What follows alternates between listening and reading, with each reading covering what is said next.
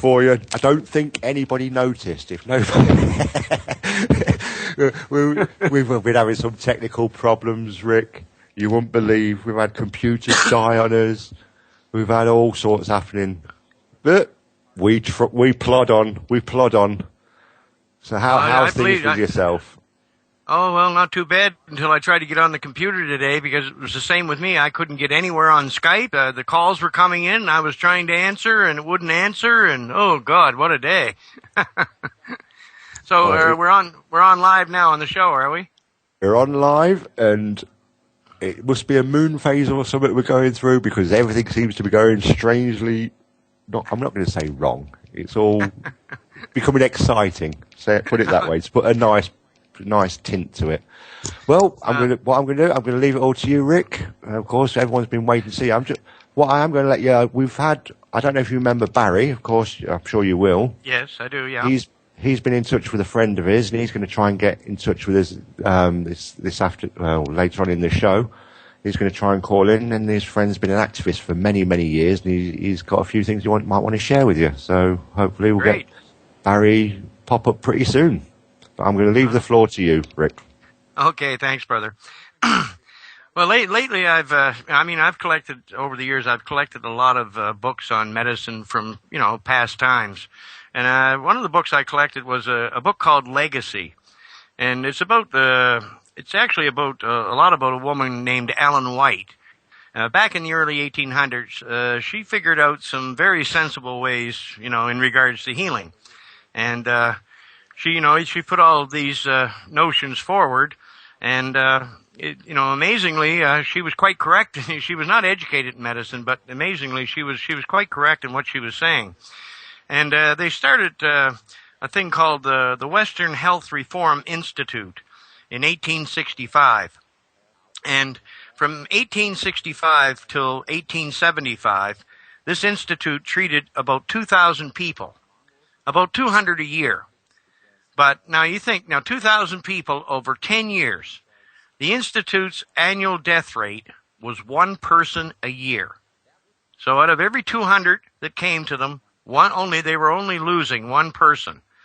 And then, the Institute was basically, it was more about, healthy eating, detoxifying your body with water. They did many natural things, but they had, fascinating results. And then John Harvey Kellogg became a doctor in 1875, and he took over the Institute, and they renamed it the Sanitarium. Now, Kellogg often remarked in later years that the Sanitarium was more of a university of health than it was a hospital. But their batting average when it came to treating diseases was so astronomical, nobody could believe it. But I'm just looking for a little excerpt here. This record was set during, the record I was talking about. This record was set during the 10 years before Koch and Pasteur demonstrated in 1876 that the anthrax microbe produced the disease anthrax. This discovery implied that specific microbes will produce specific diseases unless precautions are taken to prevent their spread. The Koch-Pasteur discovery opened the ear of modern scientific microbiology and forced the general skeptical medical profession to concede that the sanitary measures recommended by earlier but less persuasive researchers, measures such as washing your hands thoroughly before examining wounds or before surgery, were necessary to prevent contagion. By 1885, the Battle Creek Sanitarium was the largest institution of its kind in the world. In 1926, it had a service staff of 1,800, and in 1927's accommodations for over 1,500 patients. So, this thing was very popular. But now here's a list of some of the people that went to the sanitarium. Famous guests and patients of the Battle Creek Sanitarium, or one of its satellite institutions, included industrialists Henry Ford, James Buick, Harvey Firestone, John D. Rockefeller, Jr., Alfred DuPont, Joseph Patterson, founder of the National Cash Register Company, Joseph Cannon, towel manufacturer, Edgar Welch, grape juice producer, A.E. McKinstry, president of International Harvester, E.H. Little, president of Colgate-Palmolive, and General David Sarnoff, president of Radio Corporation of Canada. And there was all kinds of other scientists, that Nobel Prize winners went there, inventors, famous inventors like Thomas Edison. They all went to the sanitarium and, for their cures. But I found it particularly interesting when I seen Mr. Rockefeller's name there and DuPont. These are part of the same people that brought us all this allopathic approach, poisons and chemicals are medicine, which is truly insanity. But, these people themselves, they believed in the natural cures because it's just common sense. So I think actually it's a very good book. So if you happen to run across it, it's called Legacy. It's put out by Pacific Press. And I think a lot of people would find it very interesting. Because, they did, even back then, they had ways figured out that made sense. But instead, we moved into the 1900s, and then all of this medical madness began. What a sad state of affairs. But, so that's part of the reason why we're in the situation we're in today. Unfortunately, just recently here in the U.S., or in the U.S., one of the activists I've been doing a lot of shows with on Papsite Radio, I guess you could only say that he's gone rogue or something. I've done, it must be 15 shows on Papsite, 2-hour shows. And we discuss all these different aspects of this medicine and its uses. And we've done shows on solvents and everything like that. But what started all this, now in Europe, you can get benzene, pretty well in any hardware store. It's not hard to get. And, all the standards that they have, basically go from country to country in Europe. So there's not too much trouble finding the right solvent. And it's basically the same here in Canada. I can get a 45-gallon drum of naphtha just by going to Amherst and picking it up. And that's pure naphtha right from the refineries. But in the U.S., we have this damn problem where the U.S. government has all of their regulations in place. And from what I understand, none of it makes much sense. And what they're doing, apparently, they're taking off like the pure solvents like naphtha, 99% isopropyl. I guess that's getting very hard to come across in the U.S. So, these people are frustrated, but they're still, the people that are looking for the solvents are going out and they're buying the wrong solvents. They're buying solvents with very high boiling points, up over like 250, 260 degrees. And, what I always tell people, you need the light naphtha. Any solvent you're going to use, it should be clear as water. And as I've always told people, when you dip your finger in it, within 30 to 40 seconds, it should evaporate from your finger completely, leaving no residue. But if you're trying a solvent and it leaves a residue or an oily film or anything like that, then by all means, please do not use it. But this gentleman contacted me, and he understood everything because we've done the shows together. But now he's come out and openly stated that I should be telling people to not use naphtha and or benzene, and that this could poison them and all this nonsense. Well, it's not me that's causing this. It's the American government that's restricting the pure solvents to their own people. So I explained all this to him, and I thought that we had, resolved the situation. But then within 2 days, he's back doing the same thing, making a big noise about it, and saying, that I should be out, telling people not to use naphtha. Well, I can't do that because I found naphtha to be a very, very effective solvent, and I've cured thousands of people using naphtha, and nobody got poisoned. But, he's taken this thing and he's blown it so far out of proportion. And then when I tried to talk to him, it was like, he said, he even stated to me, he said, this business of oils that you say you can produce that are, 99% pure cannabinoids, that's rubbish. Nobody can produce oil that pure. Well, that's nonsense because we have the test results, that have been done in labs that prove it. You can't achieve those results if you're making it out of low grade strains or, leaves and things like that. No, you're not going to get, 98, 99% pure cannabinoids. You're going to get something much lower, 50, 60%, or maybe even less. And I'm not discrediting, even oils made in this manner, because for some people it can heal them in certain situations. But if you have somebody that's dying from cancer, if you have your mother or father, if they were dying from cancer, now what would you want them to have? Would you sooner see them take an oil that's 50 or 60%, or would you sooner see them take something that's 99%? I mean, I think the choice is obvious. But he went off about that, and I explained it to him, but he just wouldn't listen. As far as he was concerned, 60, 70% was just fine. Well, for many people, it's not just fine. And some people that the 99% pure cannabinoid oil would have turned around and saved their lives. If they try to take a 60% oil, it just doesn't cut it. So therefore people will die that shouldn't be dying. Now, I feel terrible about this situation, but, what can I do? Every interview I do, I tell people about, the solvents and what to look for. And also, this man stated that many people were starting to come to him who were getting oils made by other people, and that they would bring the oil in the syringes, and the oil would run right out of the syringe. Well, my oil doesn't run. It's a thick grease. And so obviously, if you have a runny oil, for God's sakes, don't take it because I don't know what's in it.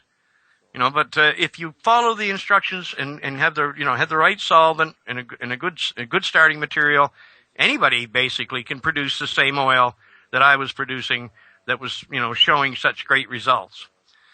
But it seems like they'll throw anything into the mix just to mix things up. And, unfortunately, I can't, this gentleman actually was becoming part of the Phoenix Tears Foundation, but I basically had to fire him. I can't stand shoulder to shoulder with someone that's coming out with statements like that. And, I know this man has gone through a lot of stress, the same as the rest of us have over the last few years, because this is a very stressful business. But, when we get out and we do shows, well, if you got somebody, you're doing shows with somebody, and one day they're making, rational statements, and then the next day they're talking garbage.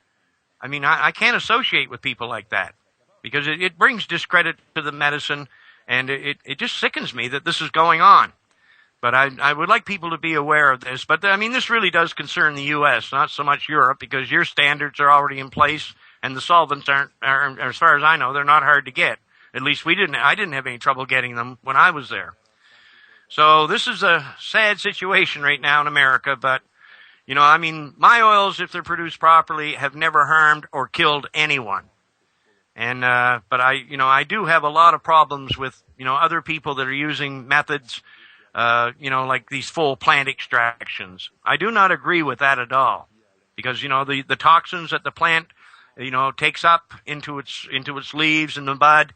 Well, those toxins, if you put that into a blender, you're actually eating the mold or whatever's in the plant and whatever toxins it contains. And, you are getting some cannabinoids, but there's no heat, there's no heat in this process. So these cannabinoids are not rotated to the delta 9 position, the active position. They're the most medicinally active. So I really look at juicing as, not the answer. It might help some people in some ways, but, to me, the medicine should be produced in its purest form, always. And then if you want to take it and cut it back with something like olive oil or whatever, well, that's entirely up to you. But for God's sakes, produce the medicine in its purest form. That's the only way to go. Yeah, I hear what you're saying there, Rick, definitely. And it boils down to that same old story again, doesn't it? If you want something doing right, do it yourself. Now, the chances are, the first oil I ever made, before I heard of your system and how it cured cancer and everything, we used to make from the leaves that we chopped off from our crop. Yes. And we used to make it from that. And it was great to smoke. Yeah, something different. But it's not the medicine. And it's down to that. Obviously, it's so important to people. That is the way to go forward. It is a case of you've got to get the bud yourself and produce the oil yourself from knowing you've got quality ingredients and work from there. We've got somebody with a mic unmuted. Chris, we've got a caller in. Chris, have you got something you want to say to Rick there? Yes, yes. I'm sorry. I'm getting a little bit of sort of double talk here. I'm getting sort of extra. Oh, For some okay. reason, yeah, Do but as it's a all right. I'll try and focus. If, hold yeah, on, I Chris, had a Chris, question. Chris, Chris. Just hold on. Do us a favour. If you just turn your radio player off, you should Uh, be fine. I've had an amplifier on. I've turned that off. Yeah, so you should just be able to hear us through the Skype and not the radio as well.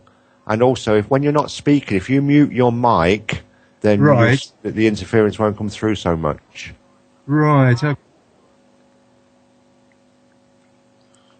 Oh, so obviously, if you've got a question for Rick, obviously you need to unmute your mic. You might need to turn your volume down a touch Oh, as right. well. Okay. Yeah. Sorry. Yeah. Okay. Well, let's try turning the volume down. It's a little bit distracting. There we go. Yeah, I had a slightly sad question. This is regarding the chief editor of our local newspaper here in Bournemouth. There's a chap called Neil Butterworth. He died yesterday in Poole Hospital of cancer.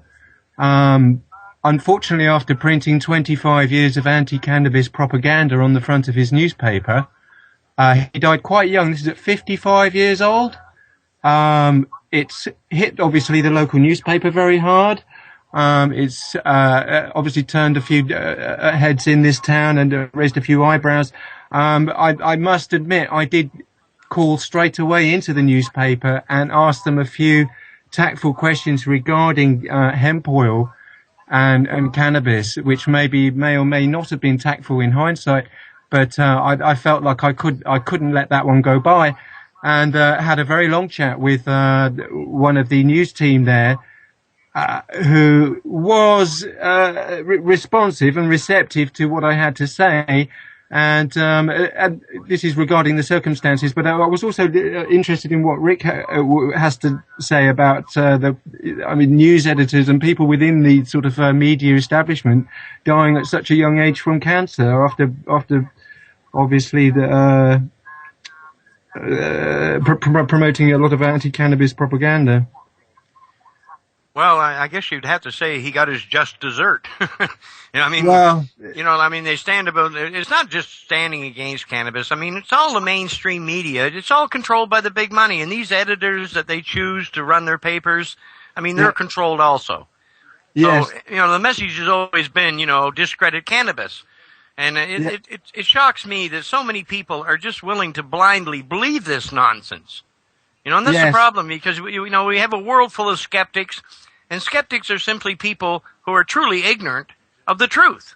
If they would simply get on the internet and look at the information that's out there, and Harvard University since 2007, that they've been agreeing with what I'm saying. The American Cancer Institute, so these aren't some fly by night outfits, that are agreeing with this.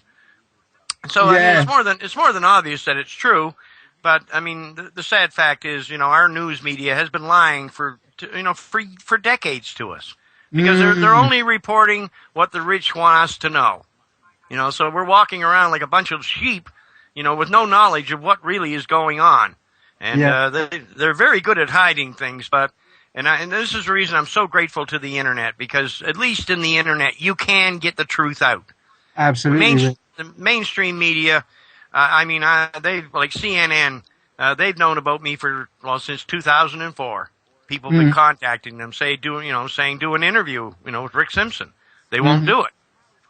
But now, CNN just recently did an interview with Bob Malamede and Janet Sweeney, who heads up the foundation, or the Phoenix Tears Foundation in Colorado.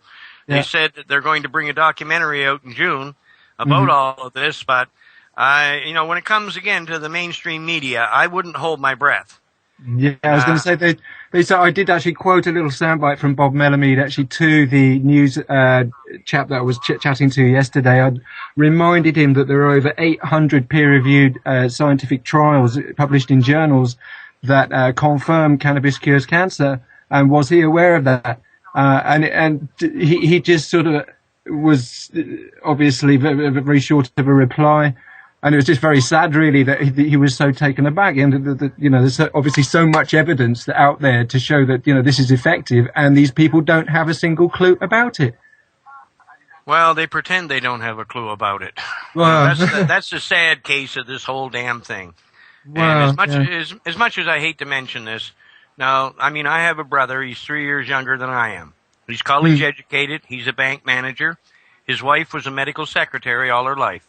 Right. And at present, his mother-in-law is in a hospital getting 2 transfusions every week because she's dying from blood cancer.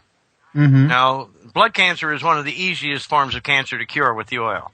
I'm aware of that, yeah. Now, my brother has known about everything I've been doing ever since I started doing this. Both him and his wife have known about this, and they're both standing there, and they're watching her mother die a horrible death for no damn reason.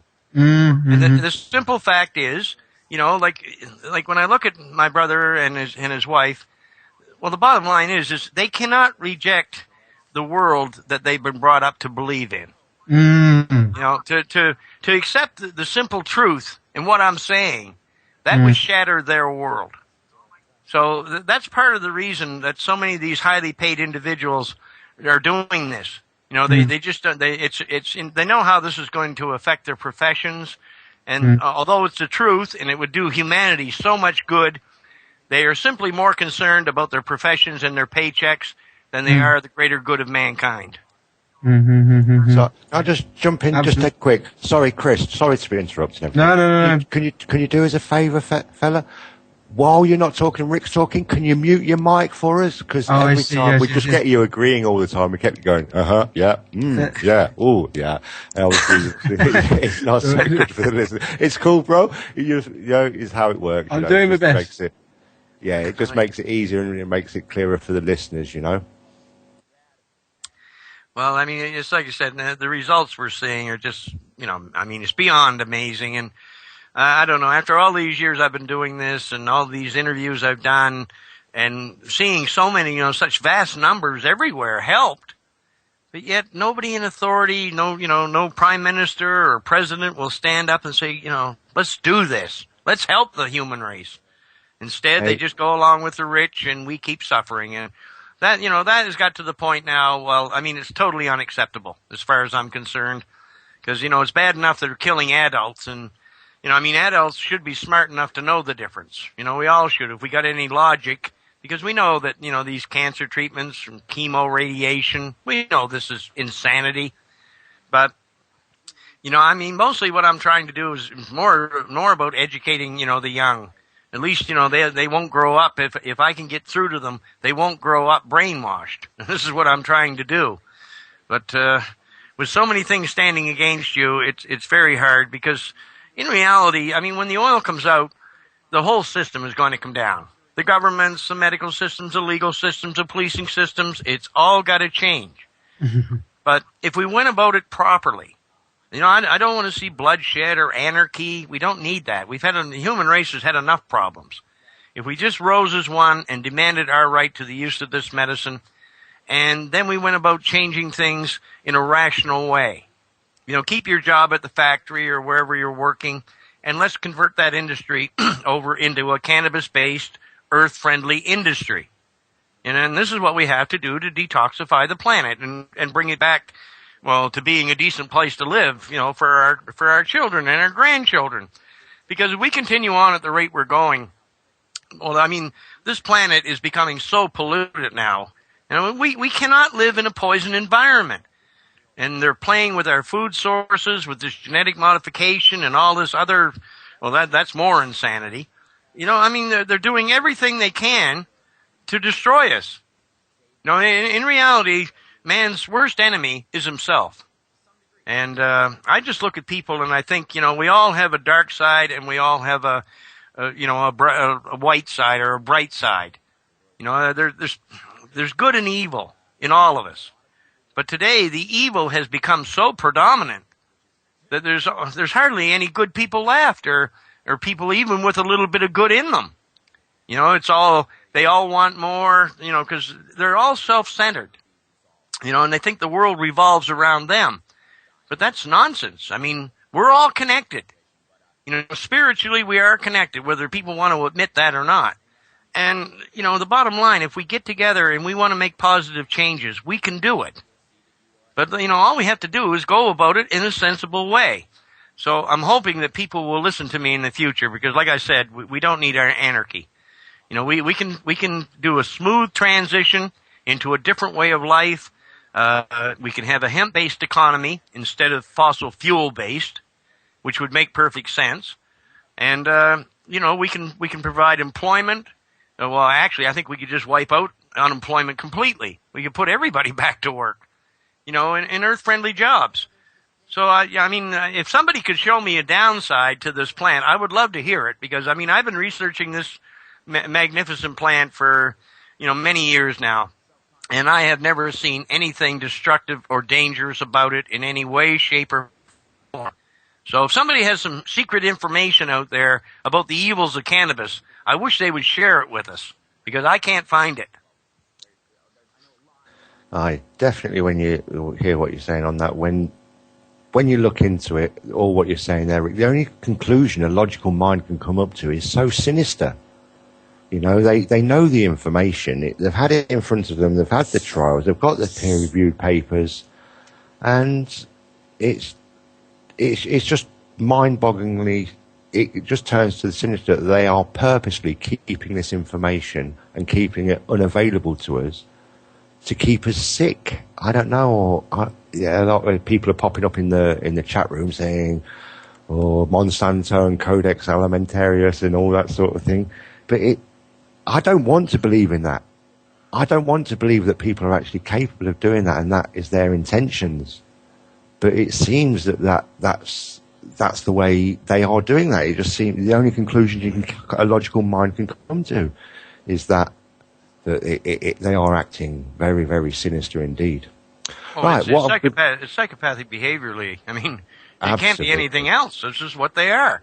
And, the people that are running the planet, they're psychopaths, and the governments they appoint, the leaders they appoint, they make sure they're psychopaths too.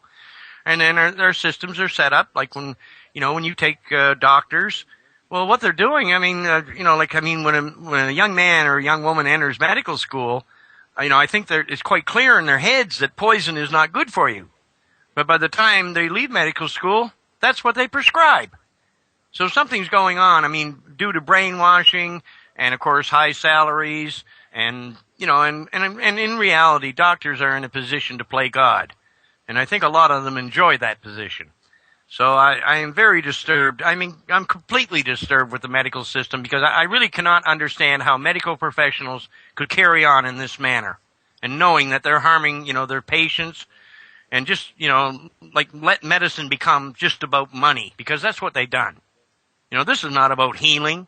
If it was about healing and doctors were following their Hippocratic oath, they would be prescribing nothing but harmless, medications like hemp oil. Things that do no harm, but heal you. That's what, the Hippocratic Oath is based on. But doctors seem today like they've forgotten all of that. I guess that's not important. And it's something like the same as the American Constitution. If you read the American Constitution, it makes perfect sense. But these governments over the last few decades, they have shredded the American Constitution. And, and really, it's the people's fault. If the American people had stood up and said, well, what do you think you're doing? They could have put a stop to it, but they didn't. And, you give them an inch and then they take a mile, and it just gets worse and worse. And this is what I've seen going on. And it's hard to believe, that people can be so damn cold. And that's the reason I agree with David Icke. There are different bloodlines on this planet. There are these cold reptilian bloodlines that really have no empathy or compassion for anything but themselves. To me, how can you compare someone like that to someone like us? We have compassion for people, and we do care, and we want to see the right thing done. But for, the idea of business and power and money, these people that are in control, this is the last thing they want. Because to them, it's just about control. And I'm telling you right now, brother, I'm sick of being controlled. Yeah, what can I say to that? Nobody's controlling me. Well, maybe my wife. She does most of the time. Wives are good at that. Well, I'm going to do a quick pause here, Rick, to give the numbers out for all the people listening if they want to give us a call. Obviously, they can Skype direct through us if they Skype to Bob's Backyard, all one word, they'll be able to come through straight through to Skype. Of course, the telephone numbers, if you're calling from outside of the UK, you need to do your international code, which is then 44161 298 0298. That's 44161 298 0298. Of course, you can also, if you're inside the UK, forget about the 44, just do 0161 298 0298, and you'll be able to get through to us there. And of course, if you want to just keep in touch with us on the chat, you can go to our webpage, which is darkcityradio.com. And of course, you'll see the player come up there if you click through, and you'll see above the player, join us in chat. And that will bring you to a window. It will say web user, and you choose a name, write your own username in there, and click connect. And that will bring you through into the chat room, and you'll be able to ask questions in there if you don't want to call in. And we'll try and get those onto to Rick as well, through to Rick. We have had one question that was quite interesting from the IRC chat. It's on, and it was from Rodeo. He's saying there's a country in Africa at the moment that's giving a herbal remedy as a cure for AIDS. The president is doing this openly, and he's saying he's curing AIDS, and is it the King of Gambia, maybe? I'm not sure. But he's given and he was saying, what do you think do you think he would be interested in the fact that maybe he's doesn't have the knowledge that cannabis cures cancer? Do you think it would be Rodeo's question? Should we contact him and let them know, or maybe the herbal remedy is cannabis? It very well could be, because it's very effective treatment for AIDS. There's no question about it. But, it's like I said, the cures are in nature. You're not going to find a cure for anything in a damn chemical factory somewhere. This is what, people have to realize. But, yes, it could be, countries in Africa could open the doors for this. If they want to do what's right for their people. But it just seems like there's so many governments that don't seem to just give a damn. I look at what's going on here in Canada. This is where it all started.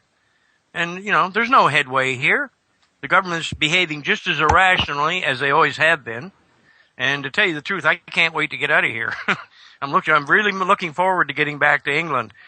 But even when I get back, I've got, I know we have a lot of followers in the UK, and they've been contacting me, wanting me to do speaking tours in the UK and up in Ireland, all over the damn place. But, I've been doing this for over 10 years. And more or less the last 3 years I spent on the road. And so believe me, traveling, I don't find much of a thrill in traveling anymore.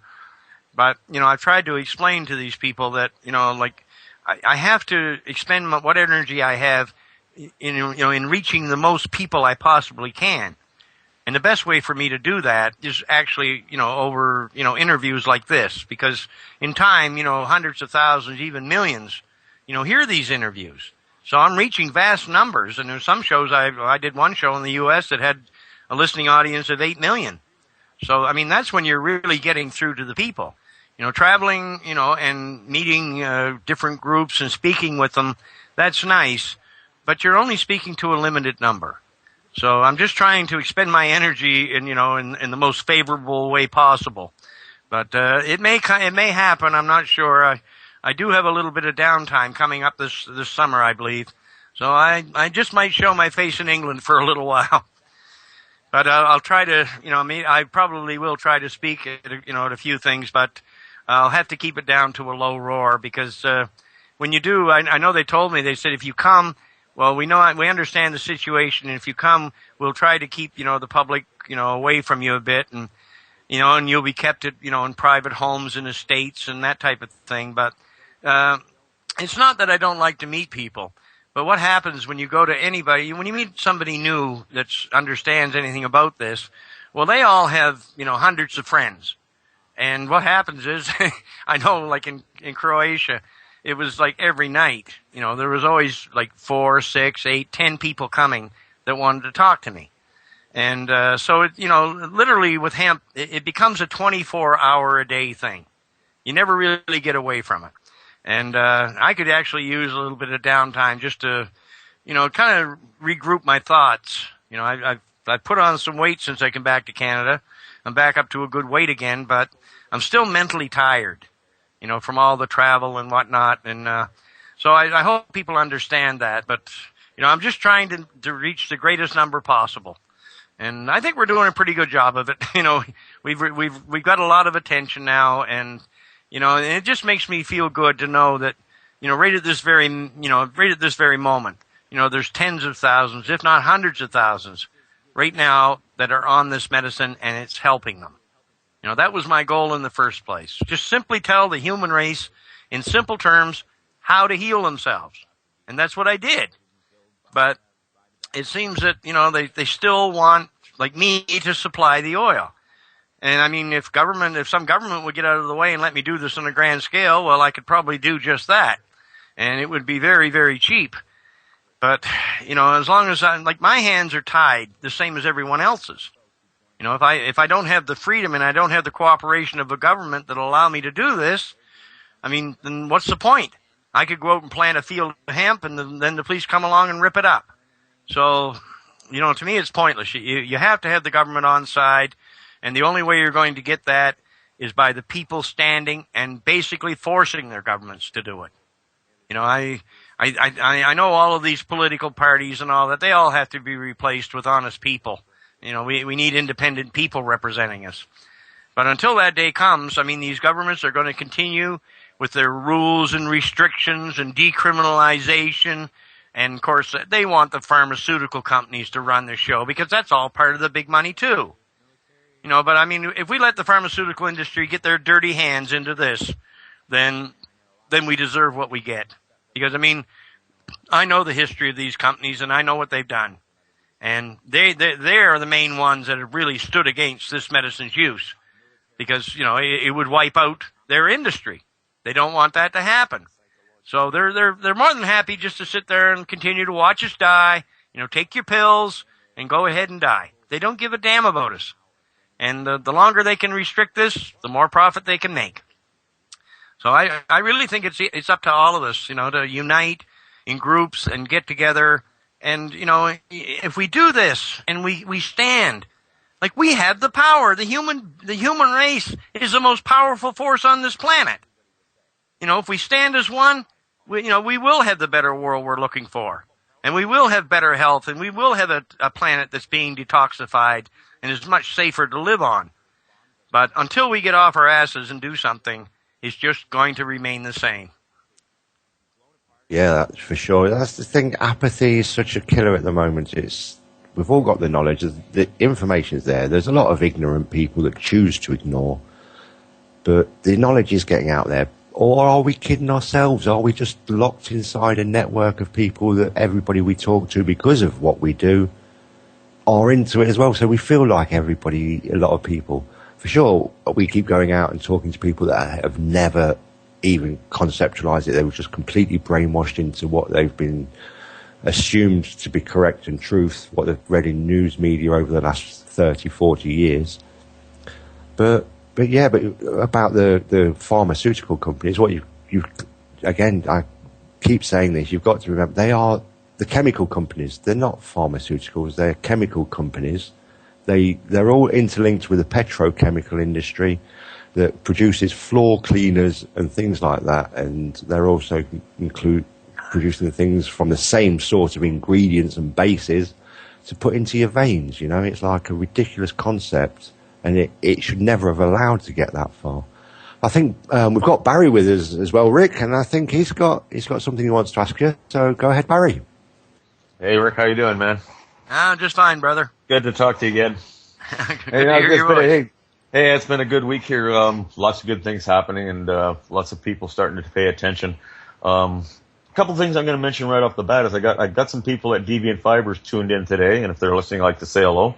They're the first time listening to the show, and if they're there, I'd like to say hello. And yesterday I had a gentleman approach me here in town that's got 300 acres of land, about 90 kilometers north of Terrace here, and we were talking about ways to really promote hemp in the community. And he says, Barry, why don't we put on a rock concert? Let's have a concert for hemp. And I said, wow, would that ever be a great idea? In Terrace here, we have all kinds of local bands, man, and they're all pro, and it wouldn't be hard to put something like together. All kinds of things. One suggestion I'm going to make to people out there is every community has a little online newspaper, and you can go to that community and post ads for free. And something that's simple that everybody can do to really get the word out is to go to these online sites and post information about the sign. And if you do that, you're reaching community people for free. And I've done that here, and I've already had a few phone calls and emails back about it. So it's real simple things like that we can do, man, that really can spread the word. Have had all kinds of neat stuff happen this week. It's amazing, what happens with this, Rick, when you get involved, is all of a sudden people that are involved with you, the energies come out, and it's like all of a sudden you're meeting people that are just sharing positive energies about this, and it really is contagious. It's almost addictive. Yes. It is, brother. So, like every time I talk to you, brother, you get me off my ass. You've really inspired me. I've done a lot of talking in the community, and it's really amazing how much positive feedback I am getting from people in the community. So I'm trying to break. I hear I'm breaking up here. Apparently, I'll try and speak into the mic. You're coming through Goodberry. Okay. My head seems to get going all over the place when I get talking here. But hey, one of the other things, Rick, one of the other things I like talking to you about, bud, is, analogies of world events and what's happening with the pharmaceutical industries and how this information is being quashed, is right on the numbers, man. And we see it. We see who's demonizing cannabis, who the people are behind it, who's controlling the media. I mean, I talk to people, Rick, every day, and they look at me, they go, what? The cannabinoids can kill cancer? And I go, yeah. I mean, there's peer-reviewed studies out there, hundreds of them. They go, what? How come we don't hear that on TV? And I go, well, you got to look who controls the media, and they're the same people that are demonizing pot still in our society and demonizing marijuana. So, our heads are up against the wall, but I'm finding that, more and more people, even people that I talk to now, are going, we've heard something about that, and we're starting to hear information about it. So slowly but surely it's going to get out. But there's all kinds of things we can do that will really spread the word. And what I mentioned about those community newspapers, that's a real great avenue, man, because you can post this show, you can post info, you can type in stories, and it's all free. And it just takes a few minutes of your time every day. That sounds good, Barry. That's an excellent idea. Now, listen, if we have a rock concert, Rick, we are going to have you out. If we get this gentleman I talked to, he is so pro what you're doing. It's like one of the gentlemen that all of a sudden come out of the woodworks when I started talking to people and getting together with people in the community here. And he's dead serious about this. He's got 300 acres of land. It's all cultivated flat land. Could have a great show there. I know groups in the community that would just get involved, and it could all of a sudden snowball into something really good.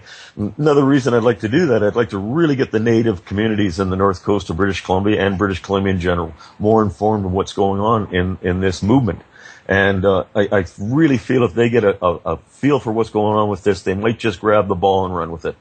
And this concert we're proposing and thinking about is right in native land. It's in the middle of the Nisga'a territory, but it's private property in the middle of Nisga'a territory. So if we put this together, Rick, I'm going to call you out, brother. We'll have to either get you an airplane ticket, but you're going to have to come, bro. That's all I can say. I have limited funding, Barry. Believe me. Yeah, no, we'll get you a plane ticket together, brother. We will get you a plane ticket together, okay? Guaranteed. Well, if you can get me there, for something like that, I'd have to show my face. But what I was going to suggest, if nothing else, if money's an issue, then we could actually just do a big Skype thing on a big screen. Well, we could do something like that too, brother, where you get a chance to talk to everybody that's there in mass. It would be a great idea. But we'll see if we get serious about this. Like, I've talked to 3 or 4 people about it now, and it seems like, wow, what a great idea. What a great idea.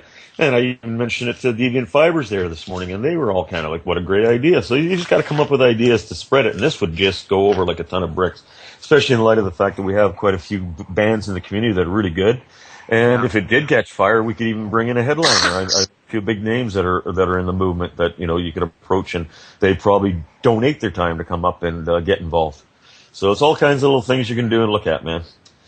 Yeah, that sounds good to me. And there is a lot happening right now. I got word here a few days ago from a friend of mine about this march that they're talking about having in Washington on July 4th.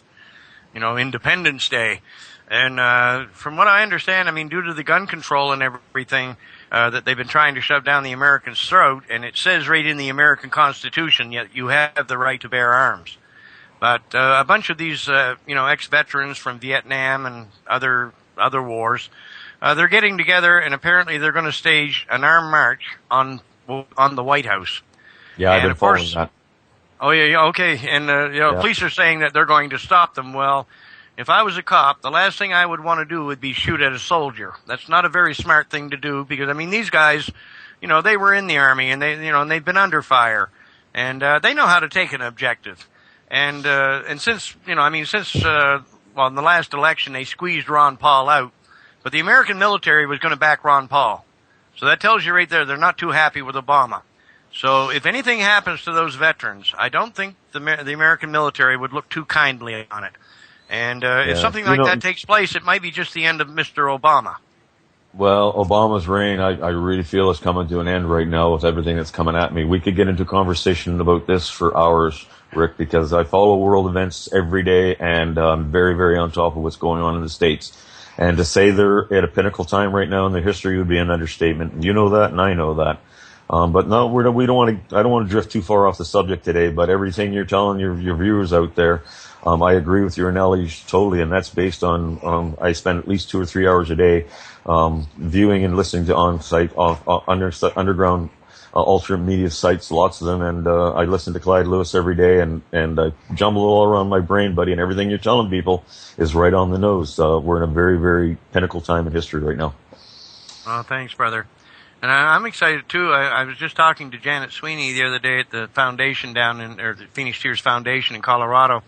And, of course, the way they got the laws there now, she's got 40 acres of ground down there that her and her husband bought, and they're going to plant the whole thing in cannabis. And, cool. Janet's done some great work, and, we talked about it the other day on the phone, and she said, what do you think we could do? And I said, well, Janet, if you do this on a huge scale, truly you can produce this medicine very, very, very cheaply. But, we're only dealing with 40 acres. I told her, I said, to make it grow, the best thing, I think, if I was running it, I would think, $1,000 a treatment for a full cancer treatment. And, and make the public aware of the fact that if you could do it on a bigger scale, you could make it even much more cheaply. But if she does that, then they should be able to generate enough money to keep expanding, and getting bigger and bigger, and then they can lower the prices as they go. So I'm quite hopeful about what's taking place in the U.S. right now, and I really do believe in a very short time every state's going to be legal. Yeah, you know what? I'm agreeing with you because I have approached a very, very powerful station in the States, and I've sent them emails. I've been responding to them and talking to him, and I actually got to talk to the big guy 2 days ago, just because I really feel that it's important that he becomes totally aware of what's going on in the movement. Now, this radio station reaches 3-4 million people, syndicated in the United States of America. I've had conversations on his show two or three times now where I've talked to him, and if I can put this together for you, buddy, he's looking at it like now as totally factual information. I told him about the reports done by the National Cancer Institute. I told him about the peer review studies because I found the sites where you can go look at them. I told him to go look at Phoenix Tears, your site. I told him to go look at a few other views, and this gentleman took some time to do this, and now I've got his interest. So let's see where that one goes, man. It's just a matter of putting your heart out there and telling people about this. It's amazing that people I talk to that don't know anything about it. It's just amazing. But we're opening their eyes, buddy. Yeah, slowly but sure. I'm still, now and then I still get, a negative email or something. Just the other day, I got a voicemail from some clown down in the U.S. He didn't give his name or nothing. He just said, I went to your Facebook and your website, and I find this to be highly suspicious. So I'm going to contact the FDA and have them look into it. He's going to contact the criminals to have them look into my site. What a joke. I had to laugh at this fool. Yeah. The blind leading the blind, man. It's just unbelievable. It's a joke. It is. Well, of course it is. And there is an outfit out there that actually does scrutinize websites and Facebooks. And as a matter of fact, they just sent a report back to us that they've gone over my Facebook, and they found it to be one of the most truthful Facebooks out there. And they found the information to be very accurate. So no, it's just another example, Rick, of how far it's gone. I was just reading a clip there yesterday about Arizona troopers getting an actual memo from the federal government stating that they are now calling Christians terrorists, and we are going to go after Christian groups and seize their guns. And this is an actual document from the government. And the Arizona State Troopers' response was, "You've got to be kidding! Is this a joke? Is this a joke?" This is an actual, I mean, if people go look at some of the information coming out of the government websites, it will absolutely astonish you and it'll really verify some of the things that you and me getting talking about on the radio about what we see happening in this planet and who's controlling the money, who's controlling the pharmaceutical industries, what they're doing, killing us, man. I've looked into Codex and I've done a couple hours study on that. I've looked at Monsanto and everything we're seeing, chemtrails, everywhere we look, we are being attacked. And I mean, geez, it's unbelievable. It's like right in front of our faces. Why the hell? Who gives them the right to fool with our food? Who gives them the right to do this in our atmosphere? They're playing with shit that they've not done studies on. Everything you look at, they've never done studies on. Pharmaceuticals, spraying the atmosphere, Kodak, Monsanto, genetic. I mean, nothing to study, but here we are doing it. So what's the driving force behind all these negatives that we're seeing in our communities? Unbelievable. And our governments, man. So, that just brings you back to what's going on, man. And it makes a lot of why questions and it opens up a whole pile of Pandora's boxes. Oh, everywhere. That's right. Yeah. But when you look back, look at nuclear energy, for God's sakes, and the way they shoved that down our throats. Nuclear energy is the answer to our, all of these fossil fuels. We don't need fossil fuels for energy. We can use nuclear energy, and we have the answer. Well, some answer that was... what the hell are you going to do with all the spent rods? What are you going to do with all of this radioactive material that'll remain that way for hundreds of thousands, if not millions of years? What are you going to do with this stuff, and where are we going to store it? Well, I know what they do with it. I know what they do with it. They put it on the end of weapons and shoot it at their enemies. Well, that's definitely that's definitely what they've been doing, Lee. You're absolutely right. And again, that's another, according to the UN, that is a crime against humanity. But their own damn countries, the countries that are affiliated with the UN, that's what they're doing. They should be really proud of themselves. I mean, they're so fraudulent in every way, shape, and form. I mean, when you look at the UN and all the rest of them, they're nothing but a pack of frauds. And, the public should realize this by now, for God's sakes. But, they just keep sitting on their sofas at home and watching that damn boob tube. And they don't call it the boob tube for no reason, because, there's no tool on this planet that is better than that brainwashing you than a damn television set. I'm all in favor of good documentaries, things like that, things that make sense. But when you watch television for a year, your mind just turns to gobbledygook. It's such a sad thing. Yeah, on the bright side of nuclear energy, buddy, we also have in the United States of America, I was doing a study on it, on the three major fault lines in the United States of America, that being the San Andreas, the San Madre, and the Pacific coastal plates. There is right now 42 nuclear power plants online, actively working within 17 to 20 miles of the fault lines. And some of them are up to 40 years old with antiquated watering systems. A major earthquake on any of them, you think Fukushima was bad, you get a major on the San Madre or the... Oh boy, I tell you, I don't even want to get into it. Yeah, I don't want to get into it. The legacy we're creating with nuclear power is going to haunt us for thousands and thousands and thousands of years. Period. You're absolutely correct. Yeah, I know just today, just before I did the show, I was talking to an ex-police officer. I treated his daughter quite a few years ago, very successfully, and he's retired now. But he came down and we talked today for almost 2 hours, and you could see the frustration right in his face. He said, Rick, I was a cop for 38 years. And he said, I can't explain what the hell they're doing anymore. He said, I've tried to talk to other officers about this, but they don't want to hear that. They just want to make their paychecks and continue on with their raids.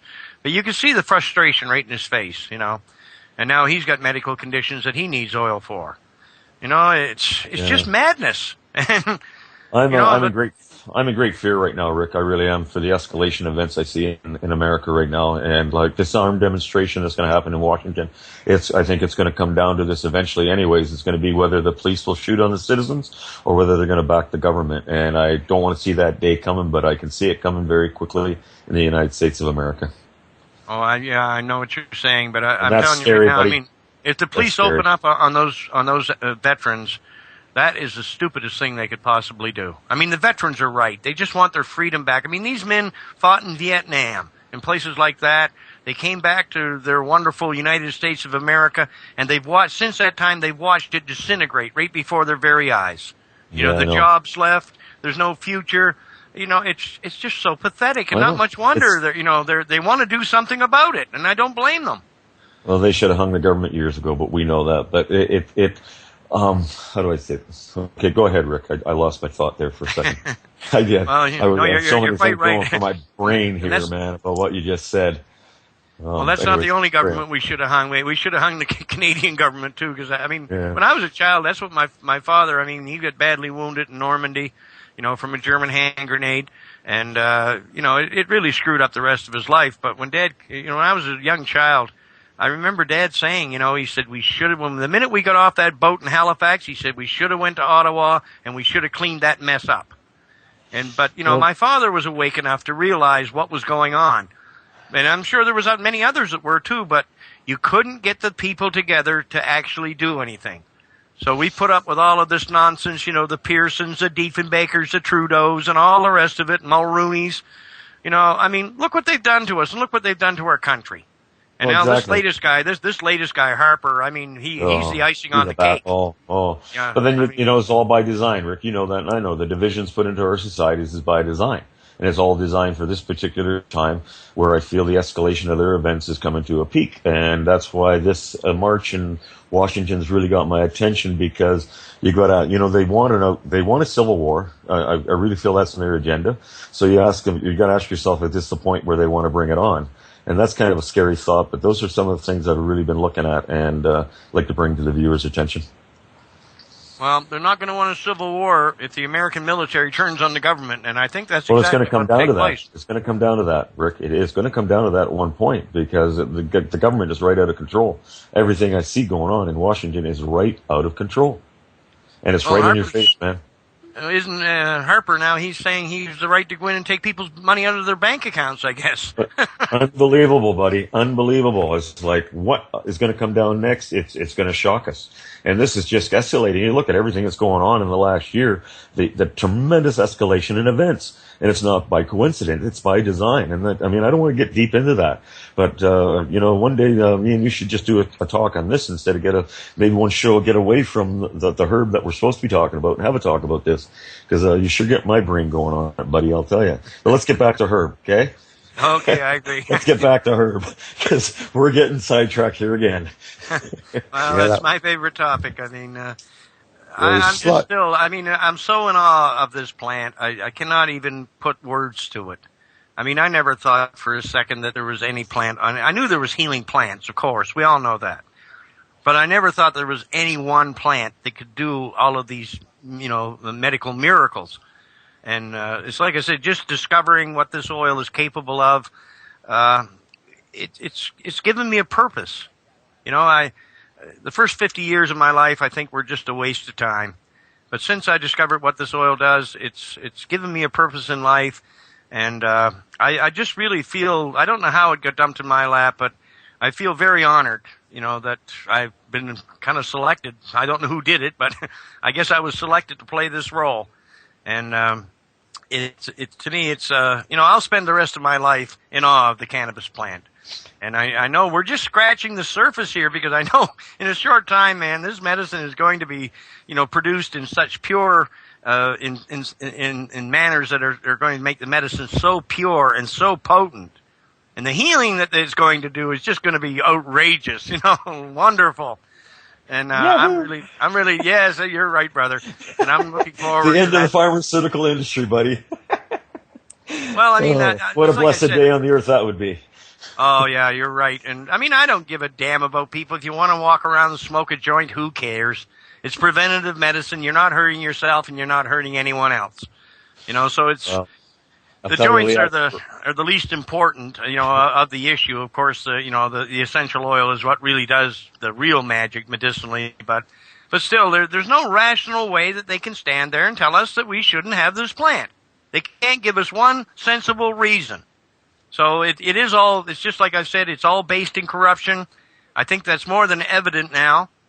And when I do shows like this, if I was wrong in any way, shape, or form, then why aren't these medical professionals coming on air to they should be coming on the air to crucify me, shouldn't they? They won't do it because they know I'm right. And they know they can't take me on. And that's sad when you think about, here's this guy with a great education from Nova Scotia, but yet these guys with PhDs and have been in medicine for decades, they're scared to death of me because I'm going to change their little world. But, it's like I said, it's today now, with all the people like yourself and everyone else on the show, and, there's people everywhere now, so I'm not alone anymore. And now, we got tens of thousands, if not hundreds of thousands, maybe millions of people now screaming this. It's time for the change.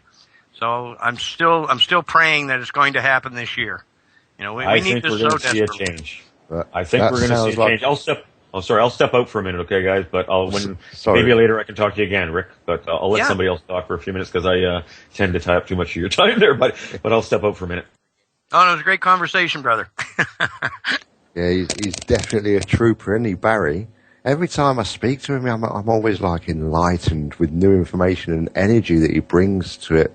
And if 50% of the people listening to this show or the podcast when you listen to it, if 50% of those people just go out and just take one leaf out of Barry's book and go out, you sat there smoking your spliff, you're happily listening to us on the radio talking about cannabis. What are you doing? Take a leaf out of Barry's book, man. Go and speak to the guy at the textile company. Go and speak to the guy in the radio station. Ring him up. Do your little bit. And get the people that don't know about it talking about it. Because that's I'm still amazed at the number of people that contact me, like pot smokers. If marijuana actually cured cancer, how come I got cancer? I know, like, even smoking, it does prevent, like lung cancer. It can prevent, throat cancer, brain cancer, neck cancer, that type of thing. Because the incidence of cancer in people that smoke, or these type of cancers in people that smoke cannabis, is much lower than the general public. But, if you get a stomach cancer or bowel cancer or whatever, smoking is not going to solve the problem. And it amazes me that, people that have been smoking cannabis for decades, they can't seem to get it through their heads. They think the smoking pot should cure them, and that's not the case at all. If you want the cure, you got to make the essential oil, and that's common sense all through history. We made essential oils from medicinal plants to heal ourselves, and we didn't smoke them. So I hope people that use cannabis can finally get it through their heads that there's a big difference between smoking pot and ingesting oil. And believe me, your body will soon let you know it. But unless they can smoke or inhale around 60 joints in a dose, then I don't think they're going to achieve the same amount of concentrate in the system, are they, really? Right, no. Can I just give the numbers out again? Well, I'm going to really quick the numbers out, just in case we've got any more callers want to call in.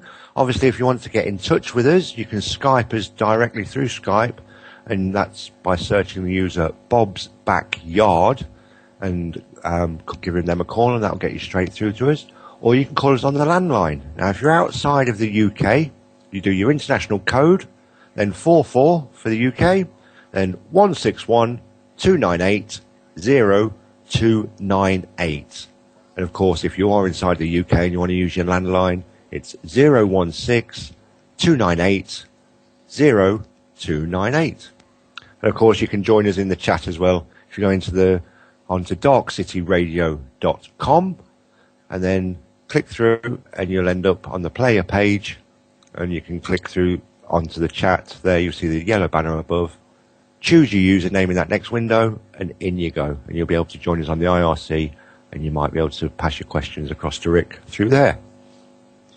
Right, Rachel. We've had Rachel sat in the room all week, our little angel Rachel. She's been taking the treatments, and obviously she's been keeping us up to date on how she's been feeling. She's had troughs and highs where she's been detoxing and things like that. Are you there, Rachel? Yep, Lee, I'm here. Yeah, just want to know if you want to let the listeners know how you've been getting on, keeping them up to date as well with your adventures in cannabis oil. I've only actually got about another week of the first 60-gram course to go, but I'm actually decided to extend it. I think because I've got so much radiation damage that I need a longer course, which is what Rick did say in one of the earlier programs. Yeah, it takes some time to undo all of that radiation damage. You know, if you've had extensive radiation or chemo, you need 120 to 180 grams as fast as you can take it. You know, but you're probably looking at taking the oil for anywhere from 4 to 5, maybe 6 months to get that much in you. But it's the only thing that you can that can undo all of that damage. How have you been feeling otherwise? Have you seen improvements? You should have by now, I would think. Yeah, like Lee said, I've sort of had a few ups and downs. I'm fighting with a lot of pain. I mean, the oil does help with the pain, but again, it's nerve damage from the radiation. The pleurisy is actually slowly clearing. My breathing's getting a lot better. And the one thing that I've really noticed over the last few days is that after radiation, I was left with really bad burns, scars, and they've actually started to go, which is brilliant. Good. I mean, I've seen that in hundreds of patients. The radiation burns, they just slowly disappear. And in a short time, I think you won't even be able to tell that you had radiation in a short time from now. That would be brilliant news.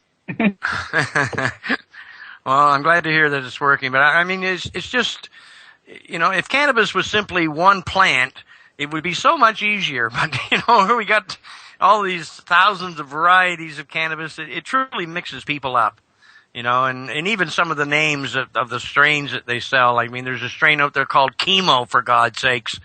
And, believe me, it's a long ways from chemo. But, like they have all these outrageous names, and that mixes the public up too. But, I always say, if you're going to grow this, then go to the seed companies, read the information they have about the strain, the medical information, because quite a few of these companies actually do provide quite a bit of information. And that can, you would have more confidence in buying seeds that are going to be more effective for your particular condition. So this is what I encourage, but, sooner or later, I mean, in the near future, I think we'll be able to get, to dispel all of this nonsense and, get these medicinal strains stabilized, and then we're going to see healing that, such as never been seen on this planet in the past. I mean, this is going to be a completely new day for mankind in every way, shape, and form. It's going to make us healthy. It's going to change our way of thinking. I think it will make us a lot more logical, a lot more questioning, which is what we should be anyway. And this will literally change the world. And at no time in our history do we ever need it more. Because, I mean, we're in a terrible mess right now. And, these really are, they could be end times. If we don't get up and do something about it, these are the end of days. Because, I mean, they're going to make this planet so toxic that we're not going to be able to survive on it. And all other animal life is going to suffer too. So it's our watch and it's our duty to stand up, for the future. I would like to see mankind, go on and become something a whole lot better than what it has been in the past. Because, I mean, we've done nothing but screw up.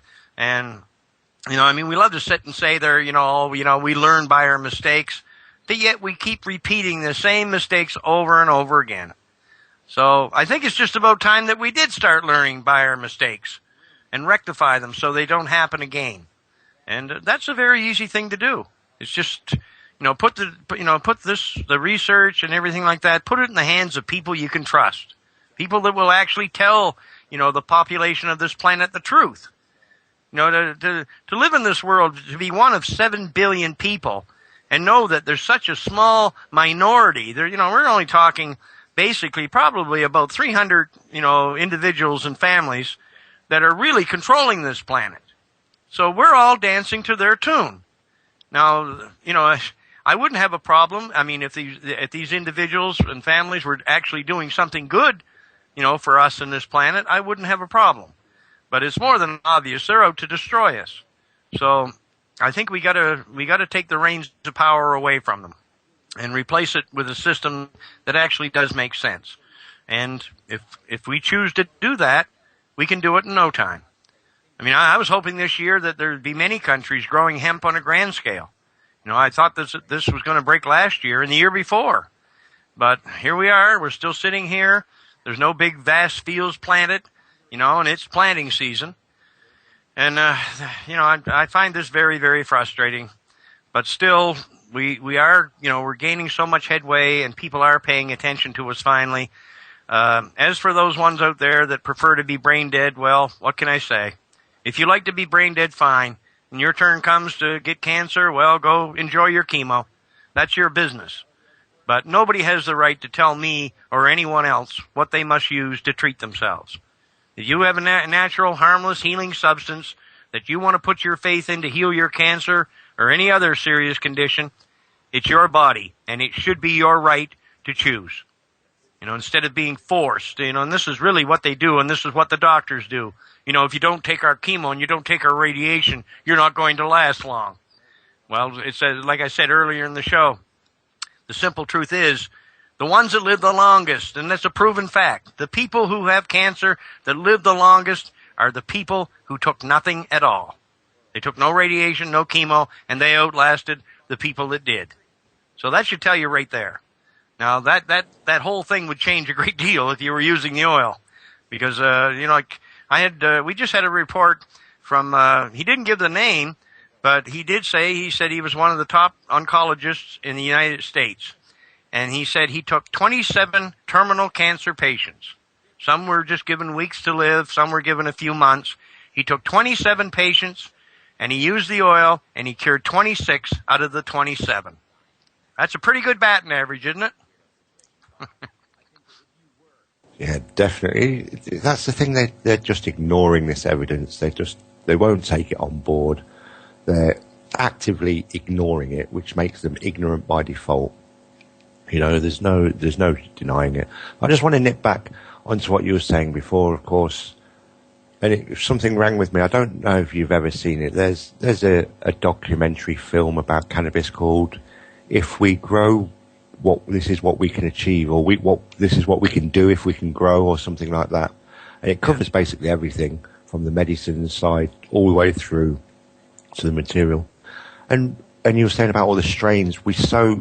If we were allowed legally in our homes, just like with flowers or the gardening side of things, to just model these seeds down to what is the correct, perfect doses for the different ailments, what we could achieve, because we've achieved so well now underground in small knit communities of people deciding to go forward and generate seeds, maybe good for a good stone, but you get you high.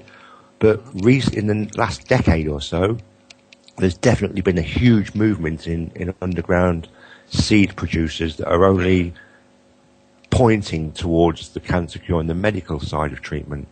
And it just baffles me. Imagine what we could actually achieve if we was allowed to just openly do this and share it publicly and open source seed genetics. It would just be amazing. I think Rachel's got another question as well. Yes, go ahead, Rachel. Rachel? It was just a comment that was in the chat room about the morning after 10. I'm actually taking a gram a day now, which is a lot, but if you build up your tolerance, it doesn't affect you as much as you think it would. Like you said from the beginning, you start off with half the size of a grain of rice, and as your tolerance builds up, you double it, until you build up to the full gram additional dose. It's more than it is, but on the whole, it's not too bad. Yeah, we've had a strange question coming from Robo Hippie in the chat.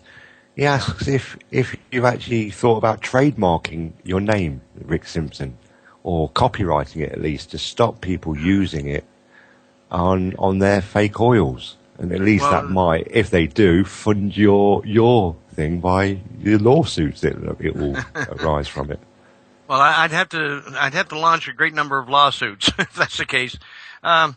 Janet Sweeney at the Phoenix Tears Foundation, she was supposed to register the Phoenix Tears name and my name too, as far as I know. I think they're both registered, but that's never stopped people. They all claim, they're making the RSO, so they're all still using my name, and I mean, it creates a horrible situation, and it mixes people up because like a lot of these people that are dealers or growers, they will lie to the public, and they'll tell them, they're directly affiliated with me, and that I'm in touch with them all the time, and all of this nonsense, just to put confidence in the buyers, to put confidence in their products in their buyer's mind. And the amount of complaints I get about other people's oils are staggering, and it horrifies me, that my name is being used this way. But, I mean, I've made it openly known that I'm not affiliated with anyone. So, I mean, anybody that tells you that they're directly affiliated with me, they're lying to you. That's the bottom line. That's definitely true. Let's just make this loud and clear for any people that want to know how to get hold of some Rick Simpson oil. It's very simple.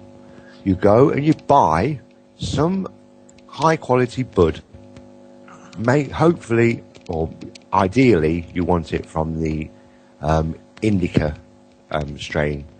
And then you take it home, you go onto the internet and you go onto YouTube and you search Rick Simpson and his method, or you go onto phoenixtears.ca and you watch the videos on there on how to produce it.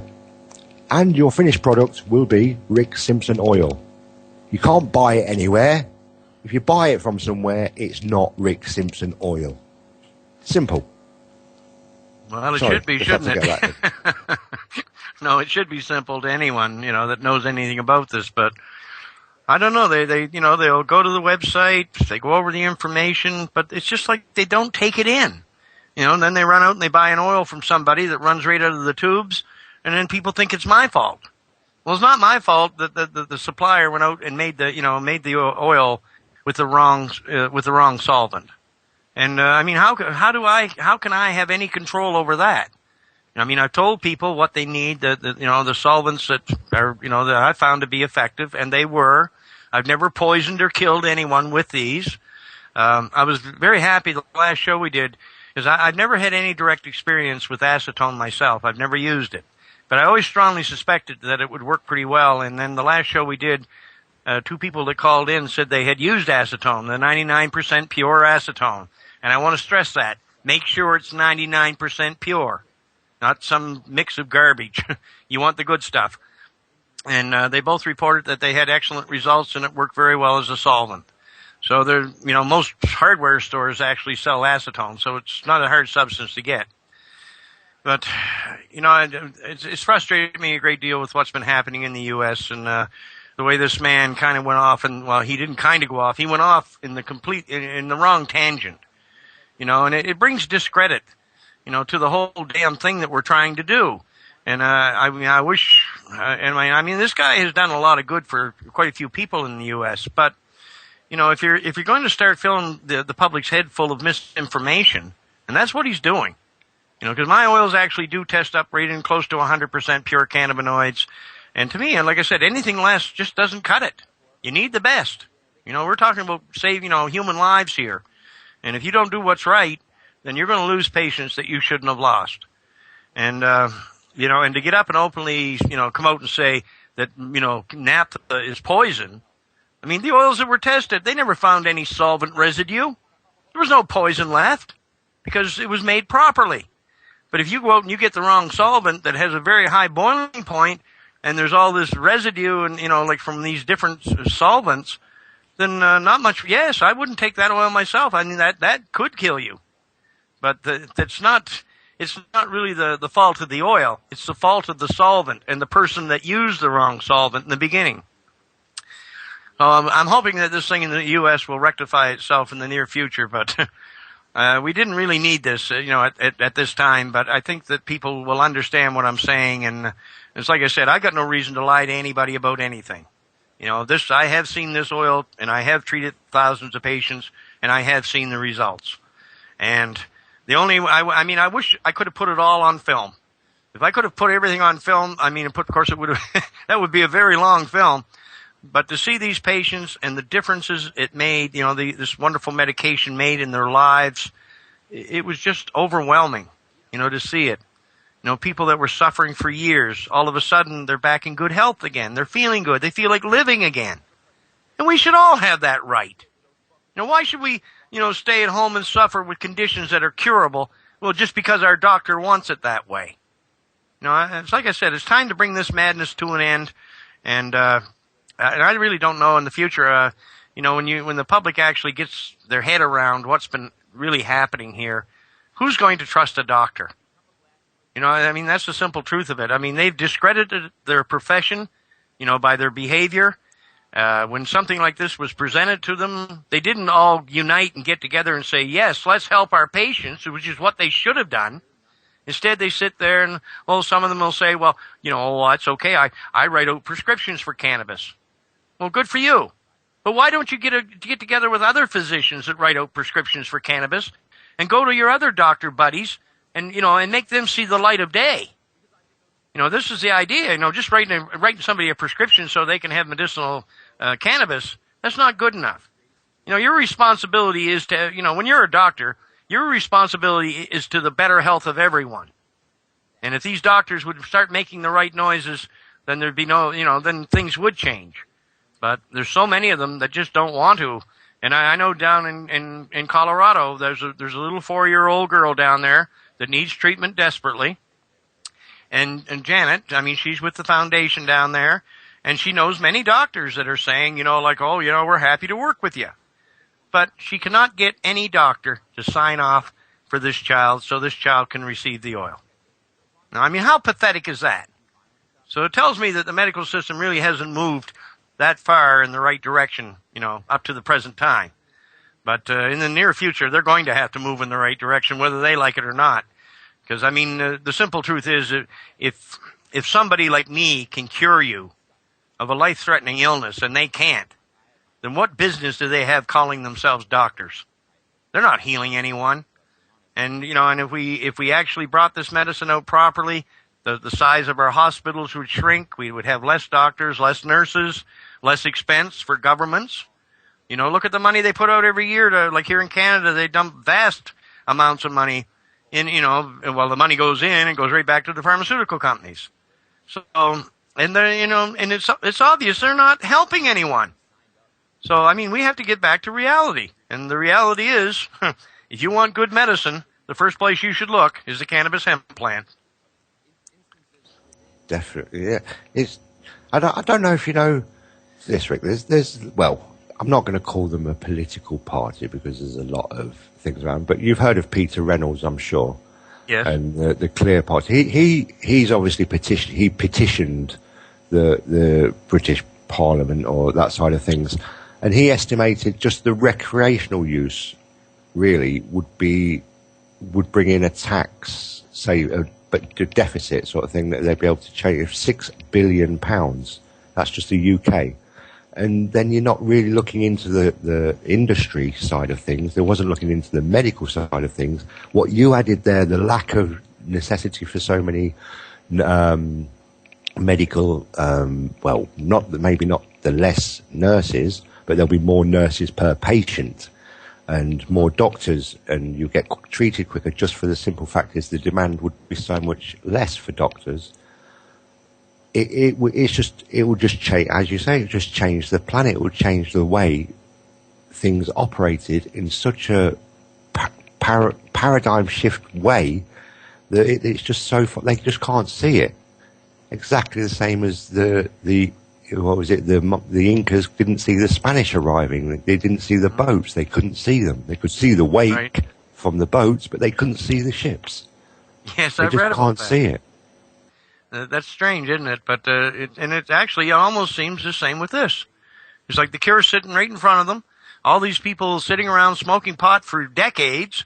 You know, they're actually smoking the cure, but they just don't see it. And that part has really bothered me because, you know, I always looked at the human race and I thought, I give them too much credit, I guess, for being, you know, more intelligent than they really are. You know, I mean, I know many people are brainwashed. It's not that they're not smart and they can't learn things, but once they get this brainwashing, you know, over decades and decades, it just seems to settle into their minds and they cannot accept, you know, anything other than what they've been told. And that's really a sad statement, you know, for mankind because, you know, if your mind is so clogged full of bullshit that you can't accept a simple reality like this, then how damn smart are you? You know, it don't seem to me that you've got anything between your ears except air if you can't see the truth in what we're bringing. But it goes on, and, you know, and my frustration levels continue to rise as usual. But, and the frustration levels of everyone, you know, because, you know, I've dealt with so many people that were supplying oil and, you know, and then they try to treat their patients properly, and a lot of the time the patient won't listen, you know, won't follow the instructions. And even in ones that don't follow the instructions, many times the oil works its magic. But, you know, they have to look at this, no matter if the guy is sitting in front of you, he doesn't need a white coat. As long as he's making this high quality medicine and he's providing it, he's better than any doctor you're going to find because he does have the answer. And, you know, like we're so brainwashed to look at that white coat and the stethoscope and this is the guy that knows about medicine. Well, you know, if these guys know about medicine and they're not giving people hemp oil, how much do they really know? And on top of that, for what reason are they behaving the way they're behaving? And I say it goes back to greed and money, position, you know, playing God. This is the only reasons I can see.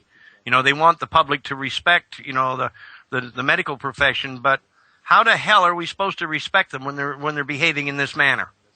You know, so it's like I said, it's going to take a very long time for the public to ever put faith in doctors again. But that was their own doing. It wasn't anybody else's fault except the medical professionals themselves, because they should have acted years ago to do something about this. The same as they should have reacted years ago to other cures, you know, like Rife technology, right? You know, this frequency machine, Hoxie with its plant extracts. There's been so many people that come out with logical solutions, and they've been swept under the carpet, and we continue to suffer and die. But you know, simply by hiding the damn truth.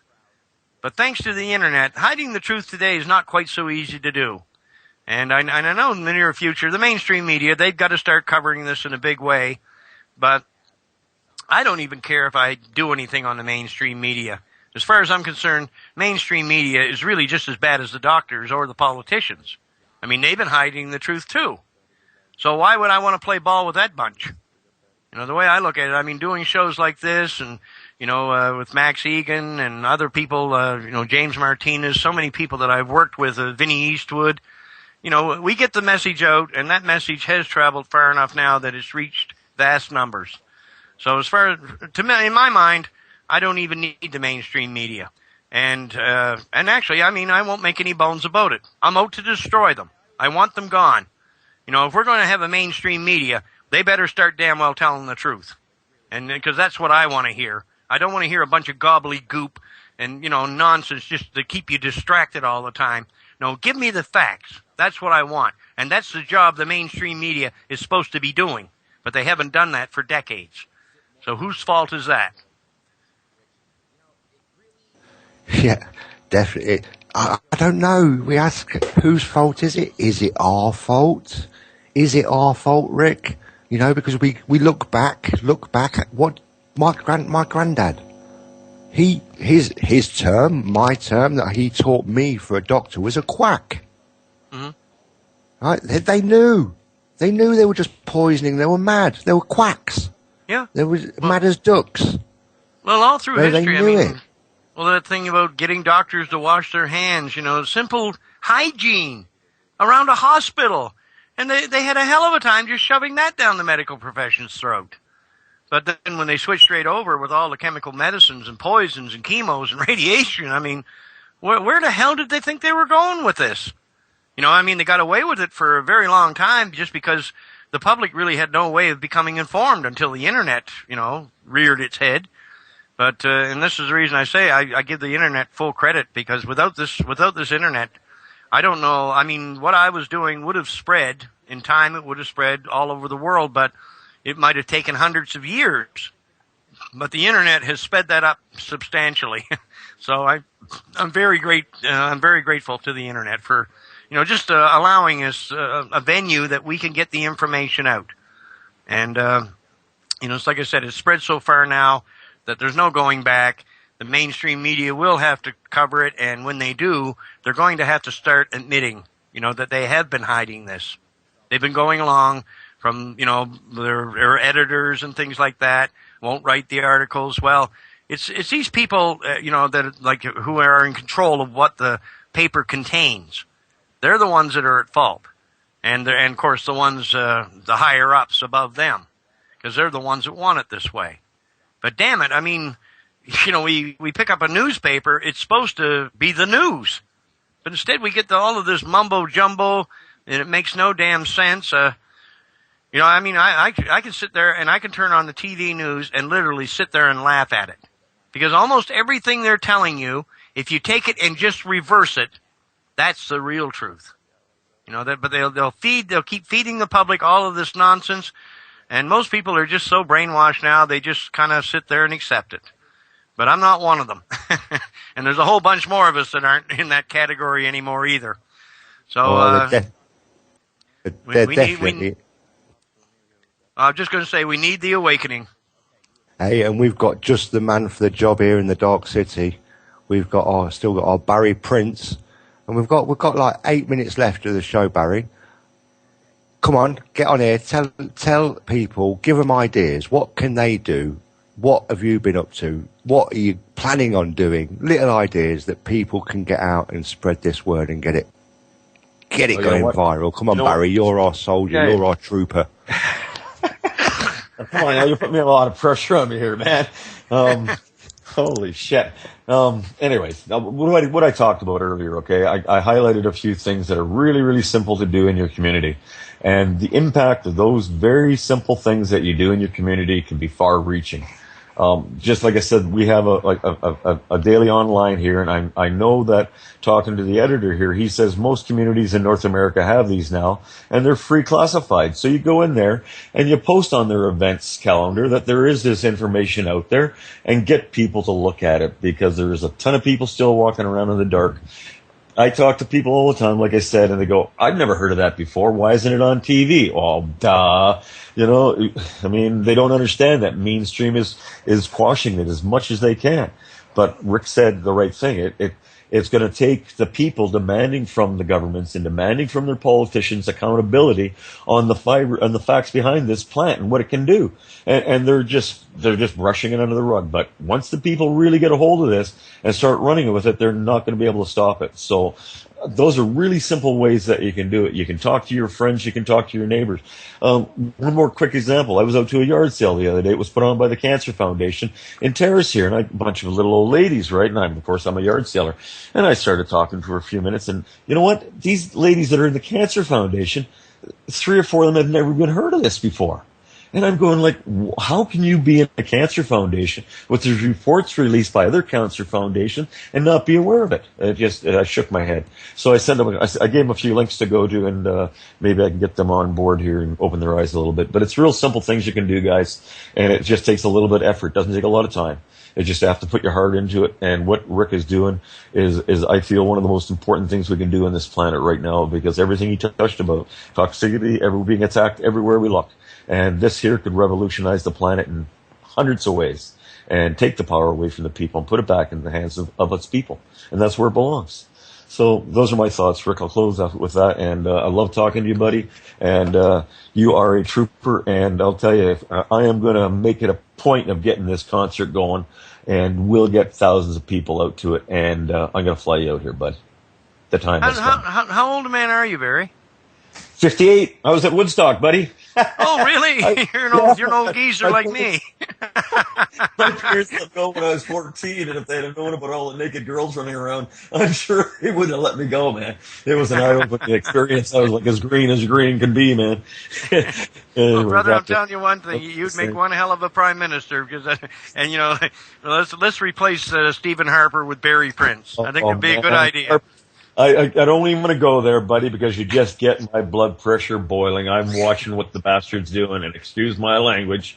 If people can't see it, then they're blind, man. It's just like everything else. If you folks can't see it, you're blind. And you know what? It is our responsibility as adults on this planet to address these issues, and it's our responsibility to look at this info and take it to heart, because we have a generation coming up, and we've got to look at the legacy we've left this fucking planet. It's a mess, and this is something that we can all do to change it. So grab it by the horns and go with it. Don't sit on your ass. Excuse me. I agree wholeheartedly, brother. And thanks for calling in today, Barry. I always enjoy our conversation. You'll be hearing from me again, brother. You know it. That's great. But I mean, that's the world we live in, and it truly isn't a mess these days. But we can change it. It really is within our power, and it's something very easy. You know, as long as once we start, non-compliance, we're not playing your damn game anymore. We're not paying these outrageous gas prices and all the rest of these things they're doing to us.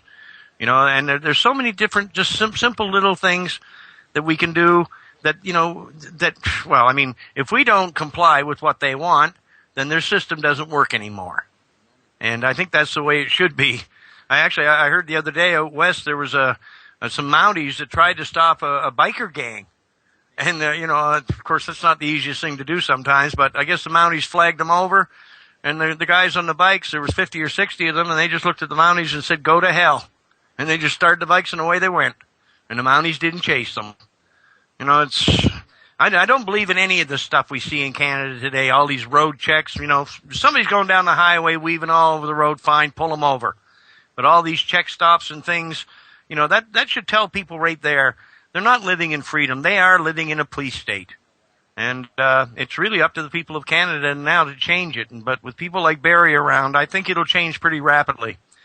And the following we have in the UK now, where so many people are becoming aware of this, I think that's wonderful. And it's time for merry old England to become a better place. And if we have cannabis, it will be a better place. And let's just get together and sit down and look at things for what they really are. You know, how much has royalty helped us? Well, I've never seen any help that they've given us in any way, shape, or form. And it's the same damn thing with our governments and the rest of these big money people. So I think it's like I said, we just have to stop playing their tune. And this will all come to an end, and we will have a better world. And it's right at our fingertips. All we got to do is get together and do it. And I know we can change everything. And, like I said, I want to see humanity evolve into something better than we have been in the past. And if we can get together and do this, then certainly that'll prove to me that we are evolving and we are becoming something better. And, I guess that's the goal of us all. And I just hope that it comes to pass as quickly as possible. How much time do we have left, Lee? We're on the last minute now, Rick.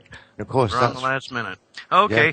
So, well, I'm just, again, I'm urging everyone out there, please get together, stand up, listen to some of the ideas like Barry just provided us with.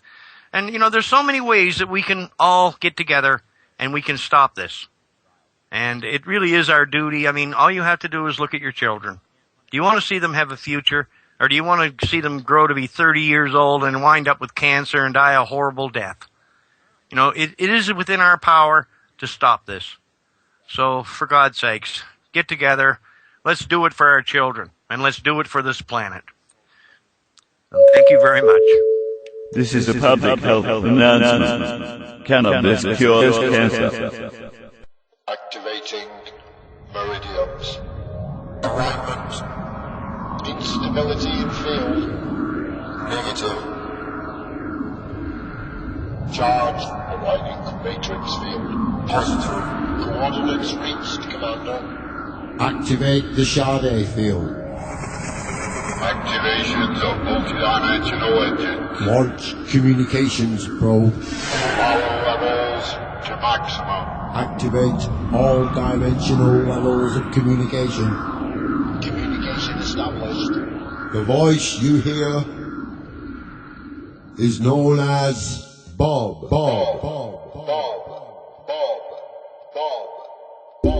Ladies and gentlemen, we have reached our destination.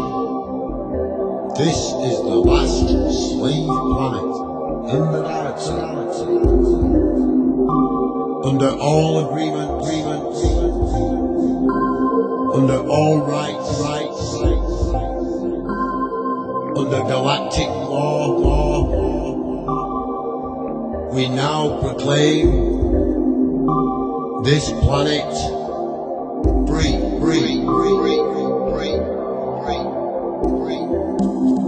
The descension of the true human consciousness has begun. Energizing Shambhala diamonds. The men, women, and children of this planet are now set free. Gridfield activated. You have already reached Activate Shambhala diamond. critical